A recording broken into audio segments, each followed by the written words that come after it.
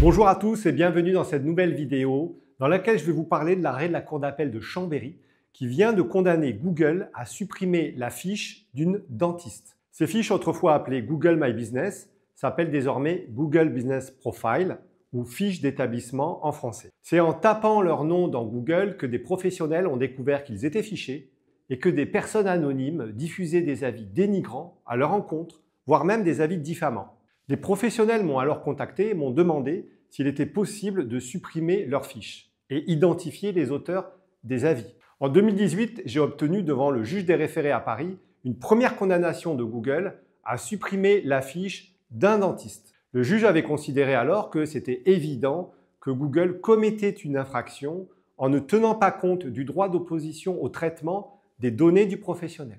J'ai refait alors la même action en référé un an plus tard pour une cliente dentiste, mais cela n'est pas passé. En un an, Google a eu en effet le temps de développer son argumentation et le juge des référés, qui est le juge de l'évidence, avait alors considéré que ce n'était pas évident.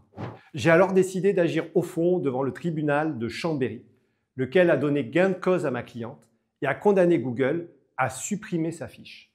Dans son arrêt, la Cour d'appel de Chambéry confirme donc cette décision. Pour aboutir à cette condamnation, elle tient compte de plusieurs éléments. L'absence d'information de ma cliente lors de la création de sa fiche et du caractère commercial de cette dernière, l'absence de vérification des avis, la possibilité de diffuser des avis anonymes, la contrainte d'adhérer au service de Google pour y répondre et enfin le fait que ma cliente est soumise au secret professionnel, au secret médical et que donc elle ne peut pas répondre. Compte tenu de ces éléments, la Cour d'appel de Chambéry a considéré que le droit à la protection des données de ma cliente prévalait sur les intérêts de Google à l'afficher.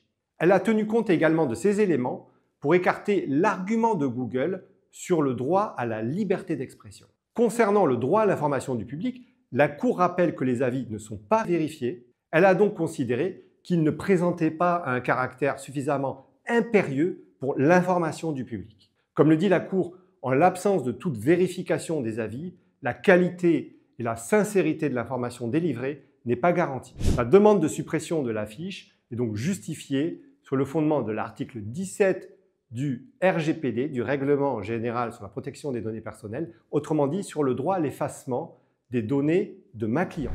La Cour d'appel de Chambéry a ainsi fait une balance des intérêts entre les droits invoqués par la société Google et le droit à la protection des données de ma cliente, tout en tenant compte des intérêts des tiers, dont le droit à leur liberté d'expression et l'information du public.